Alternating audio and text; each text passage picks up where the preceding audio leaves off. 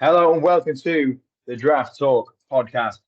The Draft Talk podcast is brought to you by the good folks at 99 Yards. And man, oh man, are we close to the draft?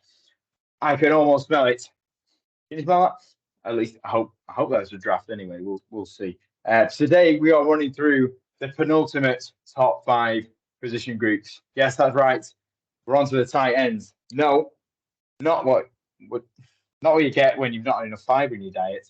No, we're talking about the big guys, the catchers, the blockers, the superstar tight ends, the guys who you will see gracing the NFL fields in a couple of months.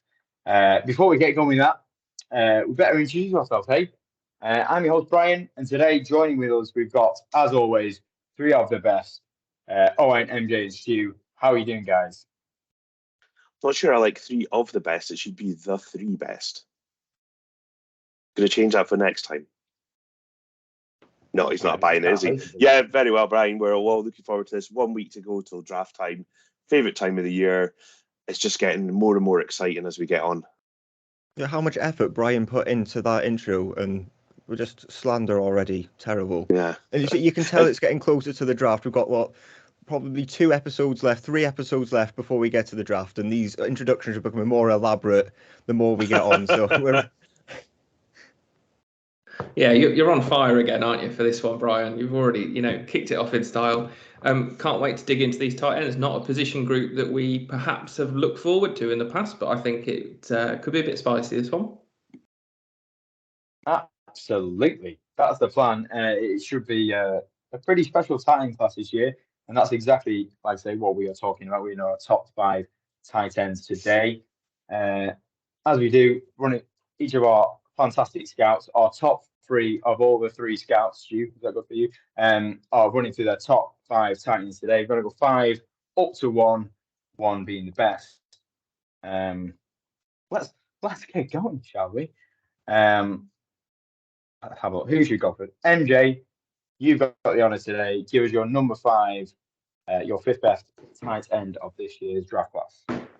Okay, so in the end, and I had a few guys here who could have come in as number 5, and in the end, I plumped for Tucker Kraft from South Dakota State. So down at FCS level, comes in at 6'5", 254 pounds.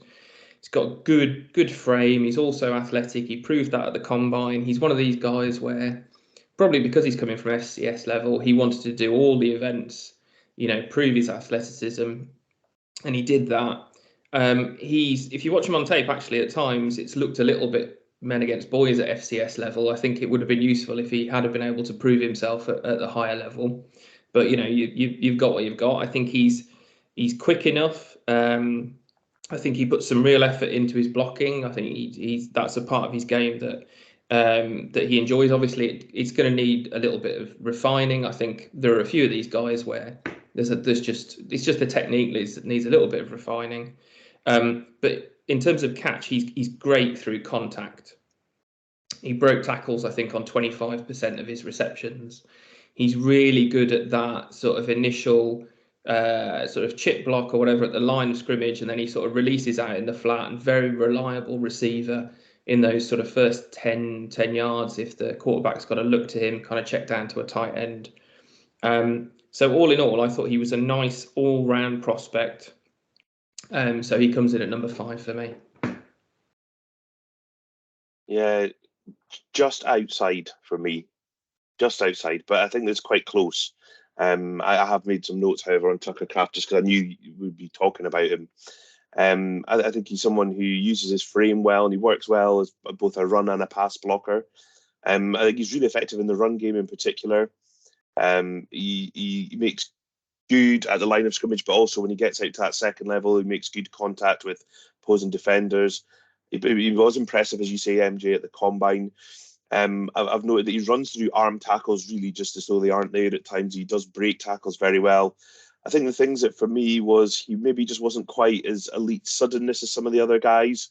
He does have quite a lot of drops, and I think his concentration on catches can sometimes be cleaned up a little bit. And he didn't have maybe quite as diverse a route tree as some of the other guys, and maybe more simpler concepts at that level. And he tends to rather than have that very sharp cut at the end of a route, he does tend to round them off a little bit. But I think that he's got the basis of things there. He's got it to put together. I think he's maybe just not as tested against some of the more difficult opponents that maybe some of his other guys have. So he would have been the sixth guy up for me. Yeah, I think there's six guys really, I think, isn't there, fighting for these top 5 spots. So there's a lot. I really like Tucker Kraft. I've got him at 4. I think he's just very complete, well-rounded tight end, really good size measurables, as MJ pointed out. Very versatile. He can line up in line. He can line up in the slot as well. He even has experience lining up on the outside, which I don't think you'd want him doing too much of, but he can do it if you wanted to. I think he's got more than enough speed and explosiveness. He doesn't have high-end burst, I wouldn't say, but I would say it's more than good enough for the tight end position. As a receiver, different notes I have. I thought he was quite physical, catches away from his body as well, so he's quite experienced as a pass catcher, and he's got some refinement there. It can be trusted as a blocker, which is all you can ask for the tight ends coming out into the draft, because a lot that we talk about, they are simply pass catchers, and it's the blocking that a lot of tight ends have to work on go into the NFL, and that's why kind of in year one as a tight end, a lot of tight ends struggle in the NFL because the blocking isn't quite there moving from college to the NFL. But I think he does that more, and his strength profile is good enough. So I do really like him. The reason is kind of his ceiling for me was up 4, and I have placed him there, was that I thought his routes could have been were quite sloppy at times, a bit like Stu said. It wasn't that kind of suddenness. They're more smooth. There's no sharpness about him, and the tree isn't diverse at all. He's kind of running the same thing over and over and over. But what they did run, he was very good at. Didn't think he had the kind of split second change of direction, but look, he's a big bodied tight end, so you're not going to expect too much. But I think he just has the making of being impactful as a rookie, as a tight end, which say not many prospects end up doing. So yeah, I really like Tucker Kraft, and I think he'll go quite highly. Lovely stuff. There goes MJ's number 5. Stu, give us your number 5, please. My number 5 is Luke Musgrave from Oregon State. I think he's a guy who had lots and lots of hype coming out of the Senior Bowl because we saw that explosive speed that he had. But I think that was probably a product of the being in the Senior Bowl environment, that explosion came up. Oh, he's done amazing at the Senior Bowl. Let's rocket him up draft boards. And I think we've come to be a bit more realistic again about what Luke Musgrave is. He's a big athletic tight end. He can play as that Y tight end or out in the slot. He does have very good hands.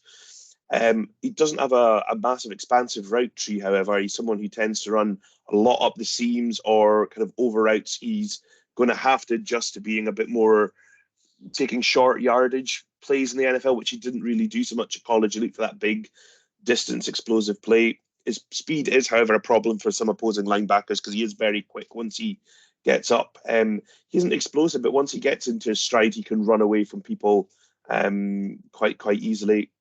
He works hard and he is competitive as a blocker, but he plays for me quite high. Something I always look at the linemen, how high they get, so people can get in underneath him when he is blocking at the line of scrimmage. He isn't the strongest guy you'll ever see either. Defenders can, stun or slow him down quite easily at the line of scrimmage, and he isn't as consistent as I would have liked him to be. But he's got a lot to work with. He does have that explosive speed, and he can be a weapon in the passing game. But I think the brakes have maybe been slammed a bit on the Luke Musgrave hype for me. Yeah, I think that's very fair. I have him at 5 as well. But I totally agree with the point that you made there, Stu, that it just kind of, you have this with draft prospects, don't you, that they've come from nowhere, then all of a sudden they're hyped all the way up, and then it kind of works itself out to the kind of correct level. And I think that's where we've got to with Luke Musgrave. Incredibly raw, hasn't had a lot of reps, but what we've seen from him has been really good. He's a big time athlete, and athleticism is a trait that the NFL looks for at tight ends. That the tight ends that do well are always big time athletes coming out. It doesn't matter what round that they're drafted in. The ones that go on to be kind of productive pass catchers always have the athleticism, so he ticks that box. I think he's flexible. He's almost like a kind of just a big wide receiver playing tight end at the moment.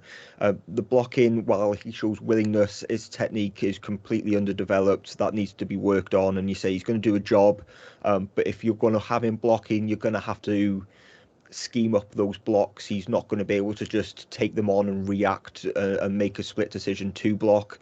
Needs to add to his strength profile, but say has the athleticism, and kind of as a route runner has these nuances and intricacies to his game that I think will translate really nicely. And I think he could be really productive as a pass catcher.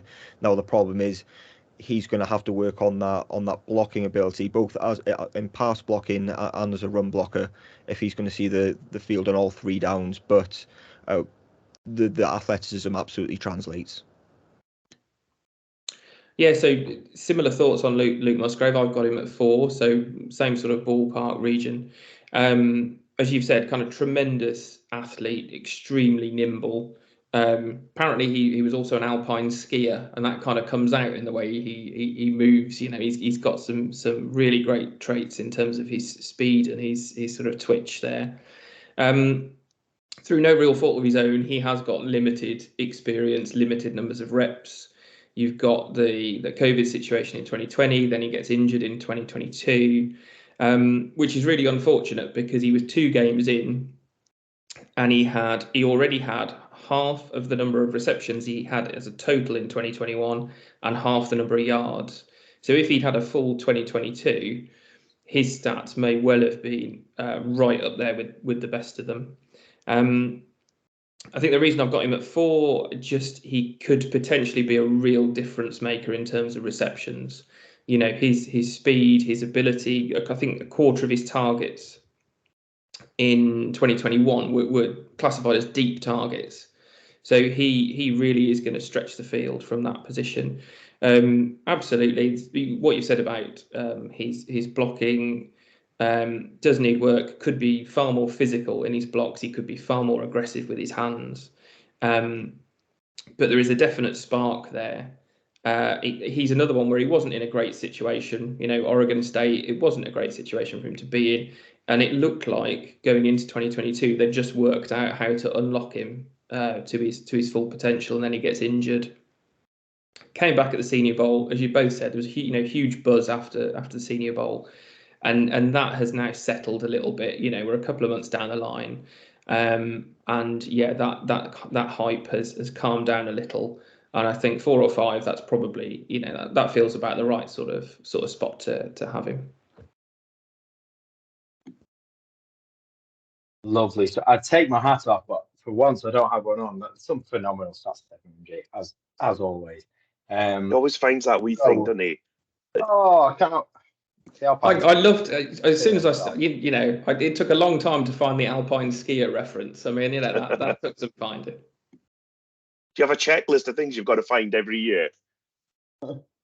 Yeah, I haven't. I need to expand it next year. You know, things like do they like pets? You know, those sorts of random questions. All for the pet. I don't know how. I may need to look into alpine skiing. Don't know how that works, but yeah. If you don't like pets, that's a major red flag. You're not going in a top 5 if you don't like pets. Oh, you just saw me halfway through the bit when one of you guys was talking, me throwing my cat off the keyboard. Not in a bad way, can we just say? Oh, no, in a gentle, God. Don't be having the RSPCA coming at me. It was gentle and she's still floating about, so she's all right. Be having protests. Not liking pets up there with eating full bananas. We'll talk about that in the next part.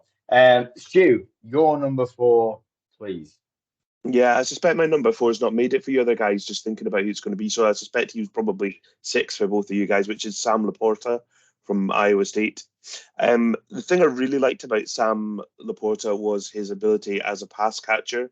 He's someone who played wide receiver and defensive back in high school, and you can really see that when he's on the tape. He's got very good movement skills. He's got lovely, steady, safe hands. He's really good after the catch as well. I've seen him many a time. He can run away from linebackers. He can make them look daft at times.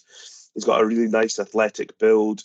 He probably does struggle with blocking. I think he's got some way to go before he's going to be able to handle elite pass rushers. And I think he's really scheme dependent. If you're going to be a team like Cleveland or Tennessee, who's going to run the ball down your throat, stay away from Sam Laporta. He's not going to offer you what you want. But if you're a team who's going to throw the ball over the yard, if you've got someone like a Justin Herbert, Joe Burrow, even someone like Jordan Love, who are going to be slinging the ball all around to these receivers, he's going to be a really good option as a pass catcher for you. And I really liked what I saw from him in that option. And I think that, yeah, Musgrave is maybe more athletic, but I liked what I saw more as a pass catcher from Laporta. Yeah, spot on. I'd have had him in at 6. The big plus, as you've identified there, is he can be absolutely electric after the catch. You know, there's some real talent there in terms of making people miss and getting those extra yards. And I think the thing was, in terms of not getting him quite into the 5, was just that, as you've identified again, you know, in terms of the blocking, not as strong. I saw a bit more that needed work there. So I had one guy who I thought was a bit more dynamic in Musgrave, who we've talked about, and then one guy in Kraft who I thought was a bit more all-rounder than Sam Laporta. But Laporta is definitely a good prospect. Yeah, you were right, Shu. Yes, number 6, and it is very close between the 6. I would say they're all very good prospects. Sam Laporta, I would say, is extremely consistent, especially as a pass catcher.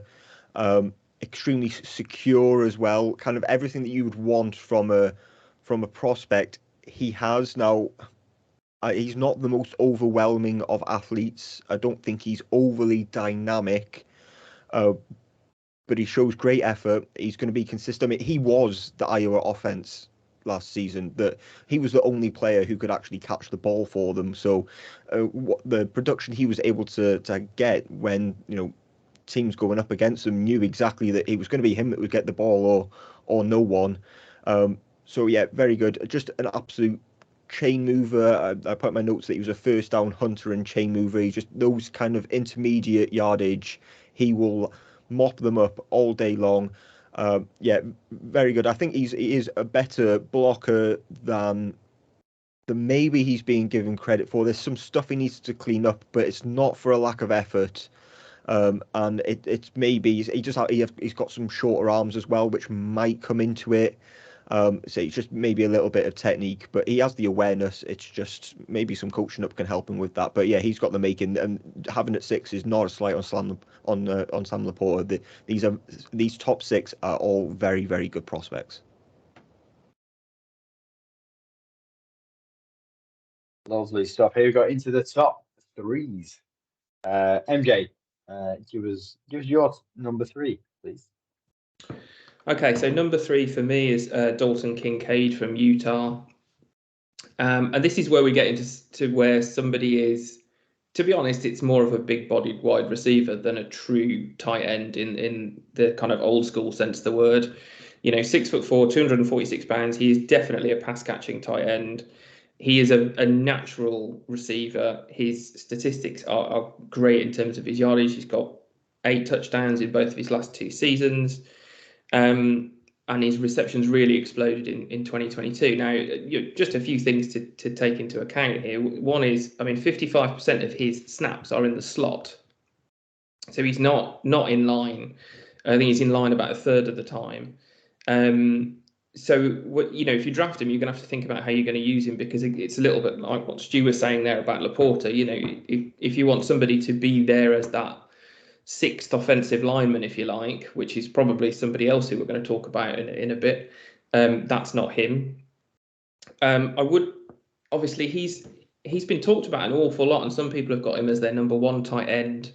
And I just looked through his stats and sort of pumped the brakes a little bit on this, because people were talking about, 70 catches, 890 yards. One of those games has 16 of 16 receptions for 230 yards.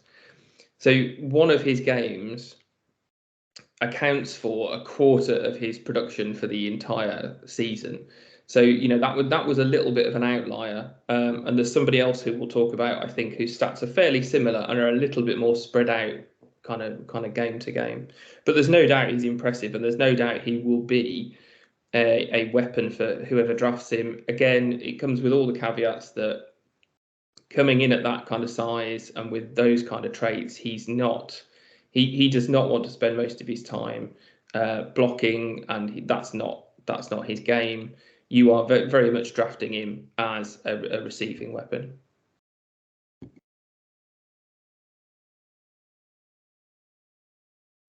Are we waiting there? Are we waiting for a reason, Stu? No, not at all. Okay. I have him at 3 as well. All right, okay. The way that you were hanging on there, I was like, oh, we're waiting for some big information here. Dramatic pause. No, I didn't have Yeah, it. it's very dramatic pause. No, not at all. Sorry, I was just thought you were going to jump in. No, I've got Dalton Kincaid as number 3 as well. He seems to be the sexy pick at the moment. There's a lot of people have Dalton Kincaid being a top 10 player in the draft I've seen and things as well, and I'm definitely a bit less keen to anoint him that way. He's a guy, he does play this position, as MJ says, really like a receiver. He's an ex-basketball player, so you can see that movement skills. He's very smooth. He does have an impressive catch radius, and he is a pretty reliable pass catcher, although for the size of him, he's not quite as good at contested catches as I thought he might be. He doesn't always dominate those running pass blocking assignments. He does quite struggle with. Once he tries, but it's just not his game. And I don't think he has the strength to dominate the line of scrimmage like some tight ends can as well. Being a Dolphins fan, he just gives me a little bit of Mike Gesicki vibes. He was that kind of tight end who played a lot in the slot, wasn't interested in the run blocking game. And I think, yeah, there's a lot to like about Dalton Kincaid, but I'm just not there as some other people might be. Yeah, well, he's number 3 for me as well, so we're aligned here. I was furiously looking here because, as you said, that he's very raw. He's actually only been playing football since 2017. Was a big basketball guy. I was just trying to find out. He went unranked as a prospect coming out. I was just trying to find if he was also trying to go to college as a basketball player, but I couldn't quite find it. But I'm sure he was kind of that dual sport athlete, yeah, that he when he was coming out. But he went unranked, went to San Diego, ended up transferring to Utah. So very, very very low usage because he hasn't been playing football very long. He's very raw, but he is a pure pass catching tight end, exceptional pass catching talent. Really good as a possession receiver, especially over the middle of the field. Offers you really good run after the catch ability, unbelievable ball skills. Everything that you can think of and you would want from a pass catching tight end, Dalton Kincaid has. At the tight end position, though, he doesn't have the strength profile I would like for a prospect when evaluating. It means that while he's a willing blocker in college, it's very difficult to translate that blocking ability against bigger-bodied NFL players when you're struggling in college and you don't have the strength profile and lacks any real technique in pass protection.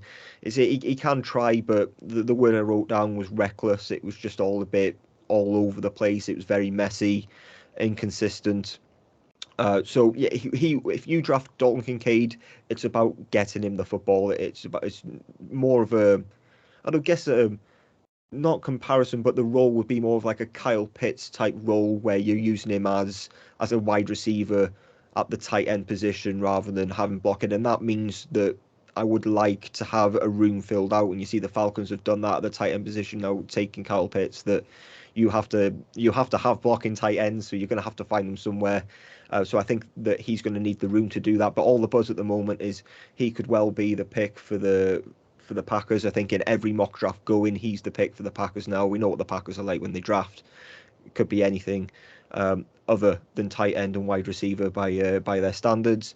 But there's a lot of buzz growing there, and yet Dalton Kincaid, I think he's definitely going in the first round. How high, I don't know, but there's a chance he goes in the teens, absolutely.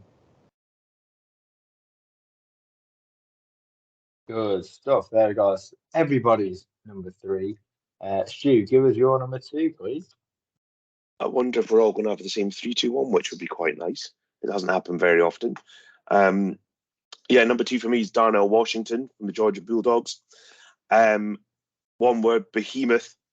He is a massive guy. He's huge at the position, but he is absurdly athletic. We saw that at the combine.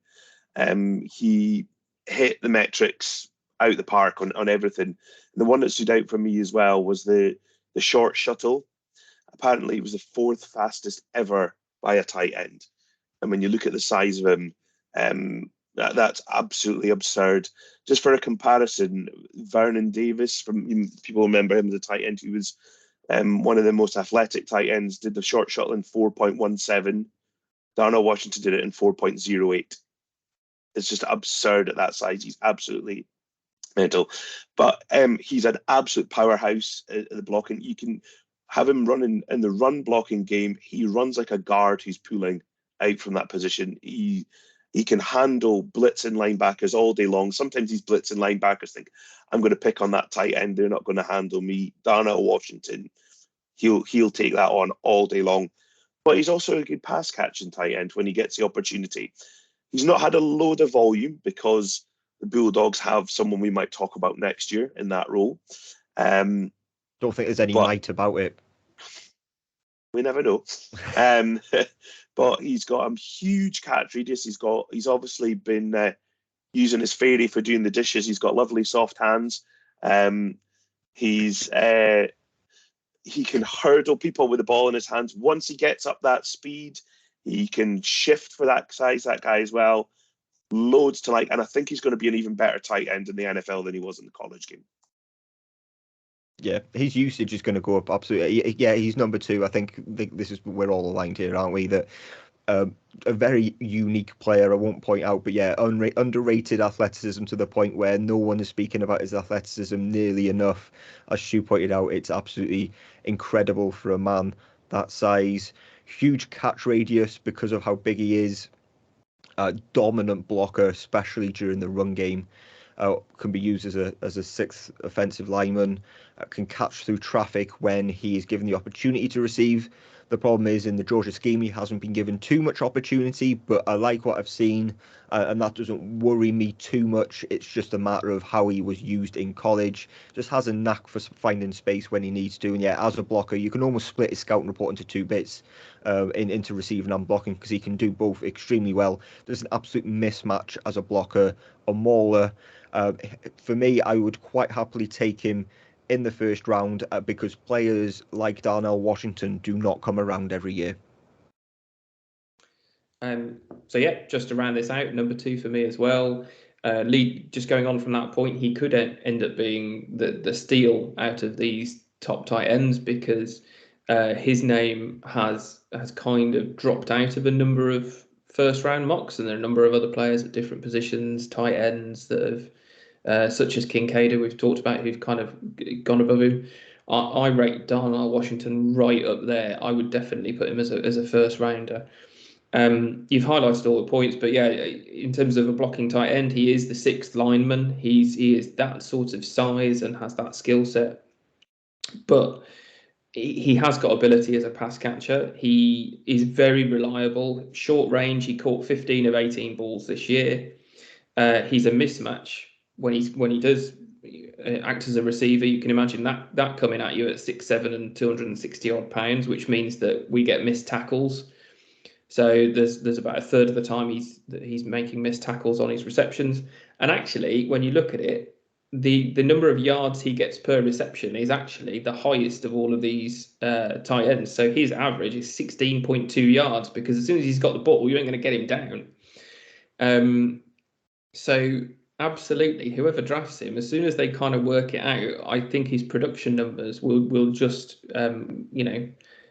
eclipse his college production quite quickly. And as I said at the start of this, I think he might end up being the steal of all of these tight ends. All right. I don't know if there is, but how much do you want to see Darnell Washington just absolutely bowl over Emmanuel Forbes. It's got to be that was a match somewhere. Surely, let's see if we can get a video. Surely that happened in the SEC. Can you imagine? No way. If ever defensive coordinator puts him on him, that would just be sackable. That'd be like, you know, those chocolates like matchmakers. It's like, Yeah. That would just be, you would just absolutely murder him. I was just imagining, you know, when Wile E. Coyote does one of his schemes and ends up like falling, and you get his imprint in the floor, and they have to peel him back up off the floor. That's it for that kind of clash, isn't it? There we go. We've got a nice bit of consensus, which is nice. Okay. I think you've not got first, so give us your number one tight end, please. Yeah, he's all our number one. So but you'll all have heard his name by now. It's Michael Mayer from Notre Dame, and right now I do not understand why he is not getting talked about more. We talk about it all the time, don't we? Prospect fatigue. Is that creeping in? It happens, you know. It's still talk right now, isn't there, whether Will Anderson is the best edge rusher or not? I mean, are we still having this conversation? But it's still going on with Michael Mayer at the tight end. There is no contest for me. He is the best tight end in this draft, and I think, other than Kyle Pitts, he would be the best tight end that we've probably evaluated since doing this. Completely underrated athleticism. All we keep saying is he isn't a great athlete at the position. He's not as good as some of these others who are freak athletes, but it's good enough for a tight end. And he's in the mold of a traditional tight end, that he can do it all. He's kind of, I don't know, would you say he was a throwback? I don't know if that's the right word, but he's kind of exactly what you expect a tight end to be. You know, these modern tight ends coming out, they tend to be just pass catchers, but he's kind of that full package tight end. Very, very easy to project at the next level. I don't see a way that he isn't successful. Versatile, getting blocking, getting receiving. He can split outside if you want him to. He's just a first down finder. Great effort. He'll be a nightmare to cover going up the seam. Look, he isn't the quickest, as I said, but he wins in other ways for me. But there's just, the scouting report doesn't have many weaknesses. Yeah, I don't have loads to add because he obviously is my number one as well. But the notes I kind of made, I think he's a real craftsman of the position. He takes a real pride in being a tight end. He knows what he is. He knows that he's going to have to do the dirty work and get in the trenches and block. He knows he's going to have to catch in traffic. He knows he's going to have to be a receiver at times as well. I've seen him when he's played in that fullback kind of role that sometimes you get tight ends playing in as well. And he gives it 100%, all of his commitment, all of his effort, regardless of which of these things he's doing. We see some tight ends, they want to be look at me, I've ran 40 yards and made a spectacular, amazing catch in the end zone. He can do that, not a problem, but it's not the only thing he does. He takes a real pride in everything that he does. And I think he was never going to be a workout warrior at the combine. It just wasn't on the cards, but that's okay. There's plenty on tape to like about him as well. And I think also underrated as well, he's got a knack of kind of sniffing out that bit of space and time in the end zone. And I think he's going to be a real red zone threat for teams as well. I think he's going to get quite a lot of touchdowns quite early. He just seems to be able to be one of these people who finds in a crowded area that can find just that bit of space to be open. Love Michael Mayer.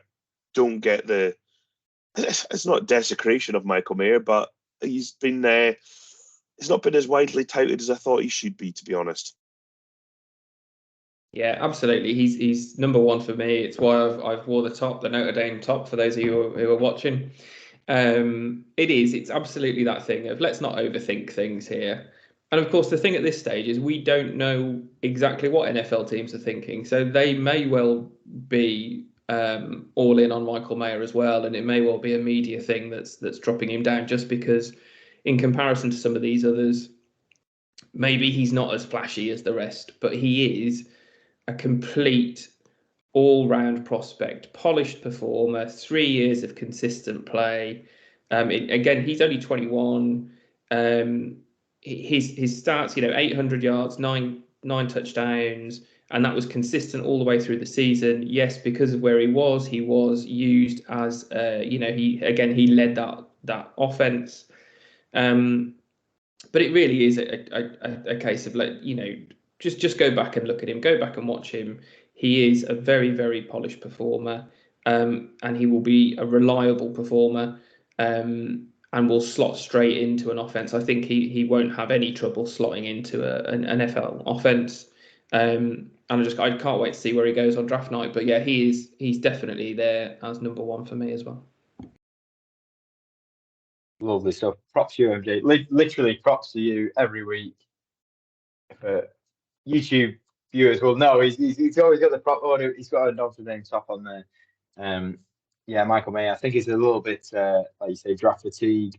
Slightly Cowboy centric here, but a lot of people are like, oh, it's just a Jason Witten. Like, Jason Witten's got 11 Pro Bowls. Like, bring it on. That's not very bad. But yeah, there we go. That's our top 5 tight ends. But I know for a fact there's 2 or 3 at least each who've just about missed out. So give us a few names who almost made it. I didn't really have anyone. I'm not going to lie. I had a 6, and that was it. I think the other guys are probably a bit off from that 6 that we mentioned, but you guys maybe have a bit more that you want to talk about on any of them. I had a couple of names just to throw out there. One was Luke Schoonmaker from Michigan, who again I thought was a decent all-round prospect. It's just in prioritizing your top 5, you're looking for something that's elite or something that's a bit of a spark. And I think he's a decent prospect. There wasn't anything in particular that leapt out to me, although his production went up this year, so I thought he was decent. The other one that intrigues me a little bit, he's not particularly athletic, but Davis Allen from Clemson, in terms of contested catches, he is right up there, and his production in terms of red zone production was very useful indeed, and he was a reliable pass catcher when he was targeted. So those are just a couple of names, sort of late draft names that I think are worth looking out for.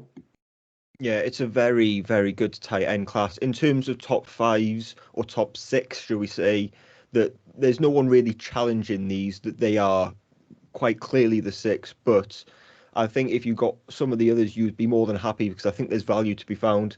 Yeah, I said MJ, Luke Schoonmaker, I really like him out of Michigan. Very good blocker. He can do it all. Payne Durham from Purdue's very good. Brenton Strange from Penn State is getting some traction right now. That he can do a bit of everything. Josh Wiley as well from Cincinnati. He's been very good. Had to work on his blocking and came out and did that, showing at the Senior Bowl. So there's some really good. And we have to say the Old Dominion player Zach Kuntz. Couldn't not say his name. Not very often you're allowed to say that word without the E tag. I'm sure it's Kuntz. Well, come on, gotta let me do that though. Come on, spoil it, Stu. I'm having Oh, you were giving me in trouble for swearing. Yeah, he's a big time athlete though. He is stupidly athletic, so I think he might be sought after, maybe late day 2, early day 3. There we go, lovely stuff. Super athletic Zach Kuntz. There we go. That's our top 5 tight ends done. As the big time Draft Talk fans will know, we have only one position left. Just a small matter of, you may have heard of it, the quarterbacks. Slightly important. But yeah, we've done all the rest. Check them out if you would like to check them out. All good stuff. Everything you need to know. But yeah, that is all us done for today. Thank you very much for listening. As always, at 99 Yards, if you're on Twitter, the website 99yards.com has everything. We got mock drafts, all the scouting reports. We've got so much stuff on there, and we just don't have time to talk about it. But yeah, thank you very much for listening. We'll see you next time. See you later.